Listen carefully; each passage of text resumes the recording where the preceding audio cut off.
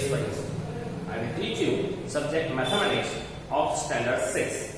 So we will going to start our first chapter, the basic concept in geometry. First of all, basic concept in geometry म्हणजे काय तर भूमितीमधील मूलभूत संकल्पना. विद्यार्थी मित्रांनो, भूमिती म्हणजे काय नवीनच विषय आहे म्हणून तुमचा गोंधळ होत असेल. विद्यार्थी मित्रांनो, भूमिती म्हणजे गणिताची अशी शाखा की ज्या शाखेमध्ये विविध आकृत्या उदाहरणार्थ triangles, quadrilateral, square, circle etcetera यासारख्या विविध आकृत्यांचा अभ्यास केला जातो. चला तर मग बघूया या जिओमेट्री मधील काही बेसिक कन्सेप्ट आपण या प्रकरणात अभ्यासणार आहोत. Let's start the first basic concept, points. Points means बिंदू. बिंदू म्हणजे काय तर विद्यार्थी मित्रांनो, आपण एक खडू घेतला आणि खडूने जर फळ्यावर एक ठिपका ठेवला तर जी आकृती तयार होते त्या आकृतीला म्हणतो आपण point. We can use a pen or sharp pencil to draw a point. Rangoli बघितली आहे तुम्ही. या रांगोळीमध्ये सुरुवातीला ठिपके काढले जातात. तर ते ठिपके दुसरे तिसरे काही नसून तर it is they are symbols of points. पॉइंट्सला सुद्धा नाव दिलं जातं. कशा पद्धतीने नाव दिलं जातं? Point can be given name by using a capital letter, single letter. For example, point P, point T, point A. अशा पद्धतीने आपण पॉइंटला कॅपिटल लेटर्स मध्ये एक अक्षर वापरून त्याला नाव देता येऊ शकते. विद्यार्थी मित्रांनो, अशा पद्धतीने हा पहिला बेसिक कन्सेप्ट आहे. Let's learn the properties of points. There are some properties of point. In this standard we will going to learn two properties of points. The first property is an infinite number of lines can be drawn through one point. Dear students, I repeat, an infinite number of lines can be drawn through one point. म्हणजे काय तर विद्यार्थी मित्रांनो, आपण जर एक point घेतला, या एक पॉइंट मधून असंख्य अशा रेषा आपल्याला काढता येतात. For example, if I draw a point P and we can try to draw lines passes through this point. अशा पद्धतीने आपण या पॉइंट मधून बऱ्याचशा असंख्य अशा रेषा काढू शकतो. उदाहरणार्थ line A, line B, line C, line D, line E, line F, line G, line H. फक्त एवढ्याच काम नाही तर इन्फिनिट म्हणजे असंख्य अशा रेषा आपण एका पॉइंट मधून काढू शकतो. म्हणून नेहमी लक्षात ठेवा विद्यार्थी मित्रांनो, हा प्रश्न नेहमी विचारला जातो. How many lines can be drawn through one point? The answer of this question is an infinite number of lines we can draw through one point. This is the very important one point. एका बिंदूतून असंख्य रेषा आपणास काढतात. Now let's learn the second property. What is the second property? One and only one line can be drawn through any two distinct points. I repeat there.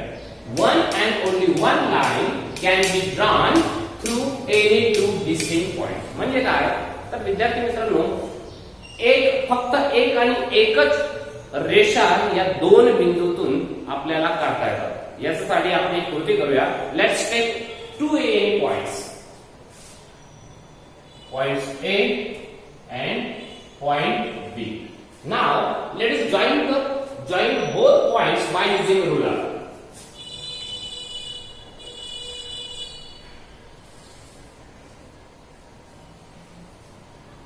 Here point A and point B या दोन बिंदूतून जाणारी एक रेषा काढली आहे. मित्रांनो, मला सांगा, अजून आपण दुसरी रेषा काढता येईल का आपल्याला? अशी जर काढली तर ती फक्त पॉइंट A मधून जाईल, अशी जर काढली तर ती फक्त पॉइंट B मधून जाईल.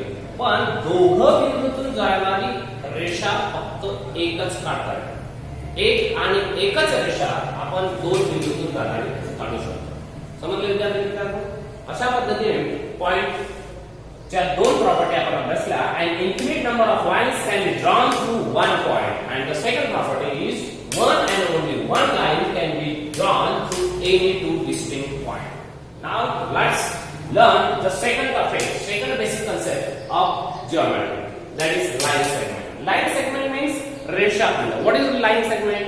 रेषाखंड. रेषाखंड या शब्दामध्येच त्याचा अर्थ आहे रेषेचा खंड. It is piece of line. What is the piece of line? Let's learn. First of all, take 2 points. Point P and point Q. Now let us join both points by using the ruler.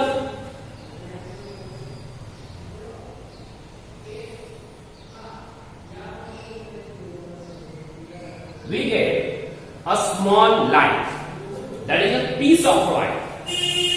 This figure is called line segment. विद्यार्थी मित्रांनो, हिला line segment ही म्हणतात किंवा फक्त segment ही म्हणतात. If you observe, this line segment has two end points, this one and this one. What do you mean by end points? End point means अंत्यबिंदू. याचाच अर्थ असा की ही रेषा मर्यादित आहे. या दिशेला पॉइंट Q पर्यंत आणि या दिशेला पॉइंट P पर्यंत. We cannot extend this line toward this direction and toward that direction. आपण हिला इकडे वाढवू शकत नाही किंवा वाढवणारही नाही, because segment has a limit. Now segment can be named, can be written by using capital letters. By using capital letters. How? Let's see. Segmentचं नाव आपण दोन प्रकारे लिहू शकतो. For example, segment PQ किंवा segment QP. We can write the name of segment in two ways. Segment PQ or segment QP. कुठूनही सुरुवात करता येईल आपल्याला. P पासून पॉइंट P पासून किंवा पॉइंट Q पासून. अशा पद्धतीने ही segment. Segment has two end points which indicates its limit. This is the way on it. Now the next basic concept is line. What do you mean by line? Line means रेषा. If you observe this figure, it is a diagram, it is a figure of line. If you observe carefully, then we can easily say that this line has arrowheads, two arrowheads, in this direction and in this direction. These two arrowheads indicates that this line can extend forever towards this direction unlimitedly, without any limit, as well as in this direction without any limit. म्हणजे काय तर विद्यार्थी मित्रांनो, ही line जी आहे, ही line हा या बाणाच्या दिशेने अमर्यादपणे इकडे कितीही वाढू शकते, त्याचप्रमाणे इकडे सुद्धा कितीही वाढू शकते. त्याला लिमिट नाही, विदाउट एनी लिमिट. आपण जरी म्हणत असलो की लाईन फक्त एवढीच आपल्याला दिसते आहे, पण ही लाईनला मर्यादा नाही. ही इकडे दोघं दिशेने अमर्यादपणे वाढवता येऊ शकते. This is the main thing about line. We can give the name to the line by using capital letters, alphabets. For example, point S and point T. Now we can write the name of this line is line ST or line TS. आपण लाईनला तीन प्रकारामध्ये नाव देऊ शकतो. सुरुवात तुम्ही कुठूनही करू शकता. लाईन एसटी, लाईन टीएस आणि अजून एक लाईन असते की ज्या लाईनला आपण सिंगल नेमने देऊ शकतो.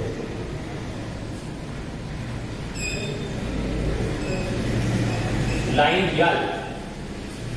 We can use a small letter of alphabet, single small letter of alphabet to give the name of a line.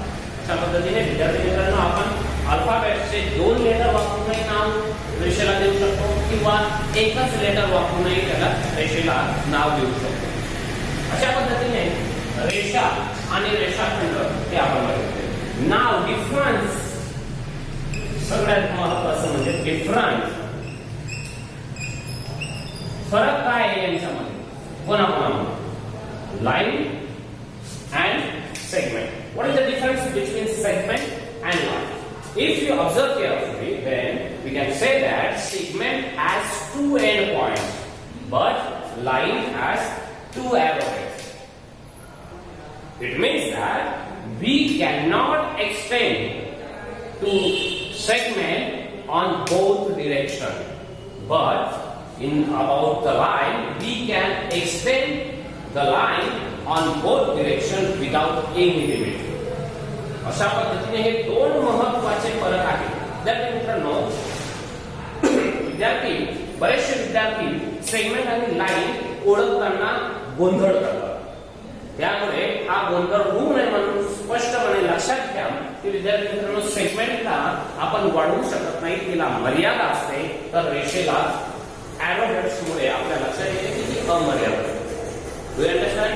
In this step, we learn the third topic, that is line. Now let's learn next topic is ray. What is meant by ray? Ray means किरण. विद्यार्थी मित्रांनो, तुम्ही धनुष्यबाण बघितला असेल. धनुष्यबाण मध्ये बाण धनुष्यामध्ये बाण घातला जातो आणि सोडला जातो. सोडल्यावर काय होतो? तर त्या बाणाला ज्या दिशेने एरो असतो त्या दिशेने तो सरळ जातो. बरोबर? त्याचप्रमाणे सूर्यापासून निघणारी सूर्यकिरणे ही सरळ पृथ्वीवर येतात. सूर्यापासून पृथ्वीला एकाच दिशेकडे खाली येतात. तसेच आपण टॉर्च घेतली, टॉर्च मधून निघणारा लाईट सुद्धा हा स्ट्रेट लाईन मध्ये सरळ जात असतो.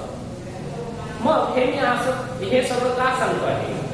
Because they are the examples of ray. Let's see.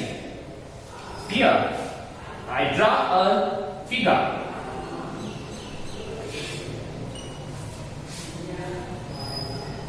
This is the figure of a ray. Ray X Y. This is the figure of a ray. In previous point, we learned line has two arrowheads and segment has two end points. But what is about ray? If you observe, then ray has one arrowhead and one end point. It means that this ray, we can extend this ray in the direction of arrowhead without any limit. But we cannot extend this ray on the side of the end point because it is limited. अशा पद्धतीने विद्यार्थी मित्रांनो, रे म्हटला म्हणजे तुमच्या समोर एका बाणाची आकृती लक्षात यायला हवी. कारण बाण हे अतिशय उत्तम उदाहरण आहे रेचं, किरणचं. ज्याप्रमाणे बाणाची आकृती असते त्याचप्रमाणे हा रे असतो. एका बाजूने मर्यादा असते, त्याला मर्यादित असतो, एंड पॉइंट असतो, अंत्यबिंदू असतो. तर दुसऱ्या बाजूला त्याला एरोहेड्स असतात. एरोहेड्स मध्ये बाण असतो. त्या दिशेने तो towards unlimitedly without any limit तो एक्सटेंड होऊ शकतो. अशा पद्धतीने हा रे आहे. We can use the name, we can give the name by using the alphabets. Two alphabets X and Y. मग याचं नाव कसं लिहितात? याचं नाव लिहिताना खूप महत्वाची काळजी घ्यावी लागते. Okay, while writing the name of ray, we have to write the first letter near the end point. सुरुवातीला याचं नाव लिहिताना आपल्याला सुरुवातीला एंड पॉइंट जवळ जे लेटर असतं त्याला सुरुवात करावी लागते. रे एक्स वाय, रे एक्स वाय. आपण असं लिहू शकत नाही रे वाय एक्स, वाय ज्याप्रमाणे लाईनला आपण लाईन एसटी किंवा लाईन ईएस अशा पद्धतीने लिहू शकतो, त्याप्रमाणे रेला मात्र रे एक्स वाय असं लिहू शकतो, पण रे वाय एक्स हे लिहू शकत नाही. So this is wrong and this is right. मुलं विद्यार्थी बरेचसे गोंधळतात की रेचं नाव लिहिताना, आणि प्रश्नपत्रिकेमध्ये अशाच पद्धतीने गोंधळासाठी प्रश्न दिलेला असतो की रे एक्स वाय की रे वाय. समजलं विद्यार्थी? In this way we learn about ray. Let's learn the next basic concept. Next basic concept is concurrent line and point of concurrence. म्हणजे एक संपाती रेषा आणि पॉइंट ऑफ कॉन्करन्स म्हणजे संपात बिंदू. What do you mean by concurrent lines? Concurrent lines means when two or more lines passes through a single point, then that lines are called concurrent lines. म्हणजेच काय, जेव्हा दोन किंवा दोनापेक्षा जास्त रेषा या एकाच बिंदूतून जात असतील तेव्हा त्या रेषांना concurrent lines असे म्हणतात. आणि the point in which they passes, that point is called point of concurrence. Here concurrent lines are line A, line B and line C. These three lines are concurrent lines and point P is the point of concurrence. Point P is point of concurrence.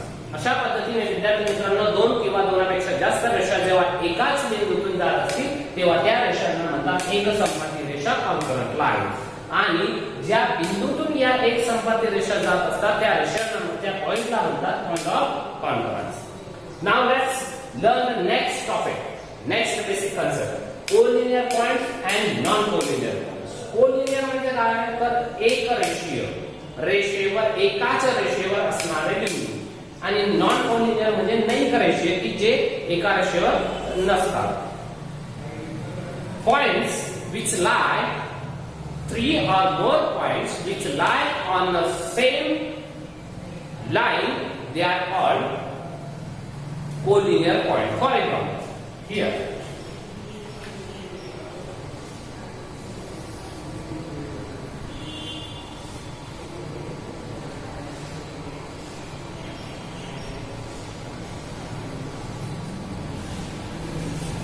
in this figure there are 3 points, point S, point T and point U, and a single line. These 3 points lie on a same line.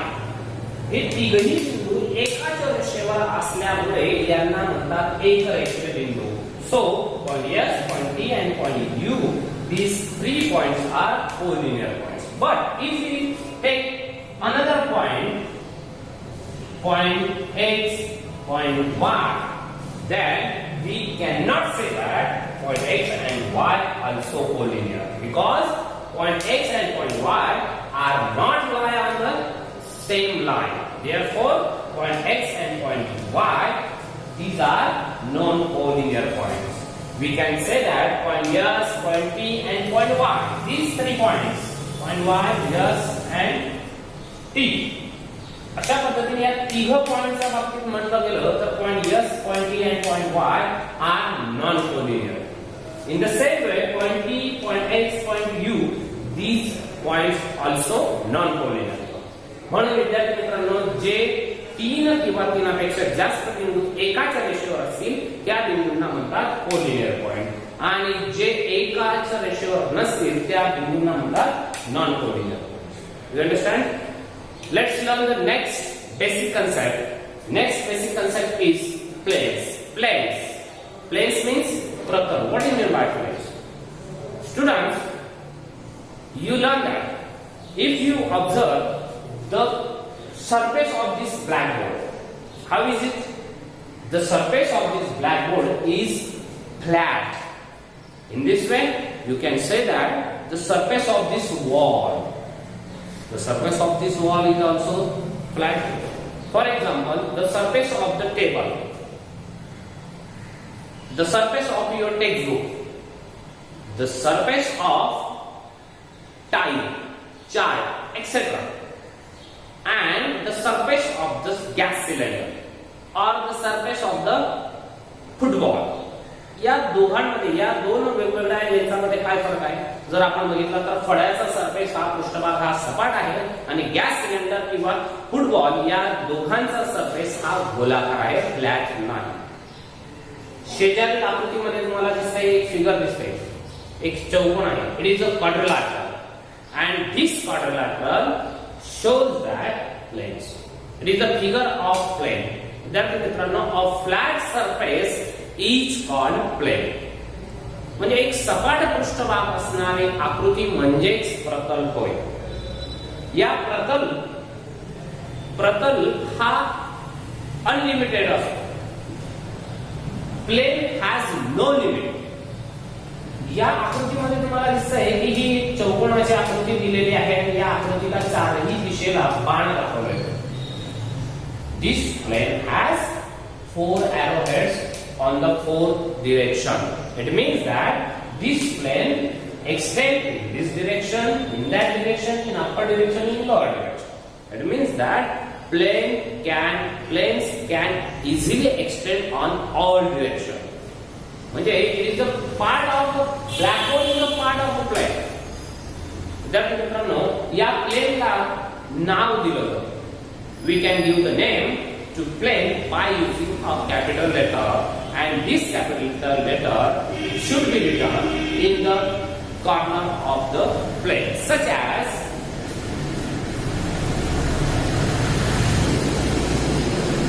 Plain H. या प्लेनचं नाव दिले असताना या प्लेनच्या उजव्या कोपऱ्यामध्ये, उजव्या कॉर्नरमध्ये आपल्याला capital letter देऊन त्याचं नाव दिलं जातं, plane H. In this way it is a plane. There are many examples of planes. Plane म्हणजे तुम्हाला हवेत उडणारं प्लेन आठवत असेल, पण एक गणितातील प्लेन आहे. अशा पद्धतीने आपल्या आजूबाजू विविध उदाहरणं आपल्याला प्लेन्स सापडतात. Next basic concept is parallel lines and intersecting lines. What do you mean by parallel lines? Parallel lines means samantar resha, intersecting lines means chetana resha. If you observe here there are two lines, line A and line B are drawn on the blackboard. If we measure the distance between these two lines, it is the same. It is constant. अशा पद्धतीने जर आपण या दोन रेषांमधील अंतर मोजलं, इथं आणि इथं, या पद्धतीने पुढेही, तर ते सेम राहतो, डिस्टन्स एक कॉन्स्टंट राहतो. It means that the lines which do not intersect to each other are called parallel lines. की अशा रेषा की ज्या एकमेकांना कधीही छेदत नाही, त्यांना कितीही वाढवलं तरीही पुढे कधीही छेदत नाही, अशा रेषांना म्हणतात समांतर रेषा, की ज्या रेषांमध्ये समान अंतर असतं. आणि दुसऱ्या बाजूला बघूया intersecting line. Intersecting lines means the lines which intersect to each other at a point is called intersecting lines. अशा रेषा की ज्या एकमेकांना एका बिंदूमध्ये छेदतात, अशा रेषांना म्हणतात इंटरसेक्टिंग लाईन्स. पॅरलल लाईन्सचं उदाहरण म्हटलं तर रेल्वेचे रूळ, रेल्वेच्या पटऱ्या, त्या कधीही एकमेकांना छेदत नाही, त्या समांतर असतात. आणि जर छेदल्या असतात तर तुमच्या मनात प्रश्न येत असेल की सर रेल्वे स्टेशनवर बऱ्याच पटऱ्या छेदत असतात, पण आपण त्या न बघता सिंगल रोड जर बघितला तर सिंगल रोड हा की ज्याच्यावर एक रेल्वे धावू शकते, त्या पटऱ्या ह्या कधी एकमेकांना छेदत नाही. त्याच प्रकारे the edges of this blackboard, this side and this side, या दोन्ही एजेस कधीही छेदत नाही. therefore they are also parallel. अशा पद्धतीने पॅरलल लाईन समजले असेल आणि इंटरसेक्टिंग लाईन हे समजले असेल. अतिशय सोपं आहे. In this way we learn parallel lines about intersecting lines. Students, in this chapter we learn some basic concepts that are point, line segment, line, ray, plane, concurrent lines, point of concurrence, parallel lines, intersecting lines. अशा पद्धतीने आपण हे काही basic concept या प्रकरणात अभ्यासले. विद्यार्थी मित्रांनो, असेच नवनवीन व्हिडिओ तुम्हाला बघण्यासाठी प्लीज नक्की सबस्क्राईब करा आमच्या प्रीमियम ई लर्निंग या YouTube चॅनलला आणि जवळ दिलेल्या बेल बटनला क्लिक करा, जेणेकरून पुढील व्हिडिओ चं नोटिफिकेशन आपल्याला त्वरित मिळेल. धन्यवाद.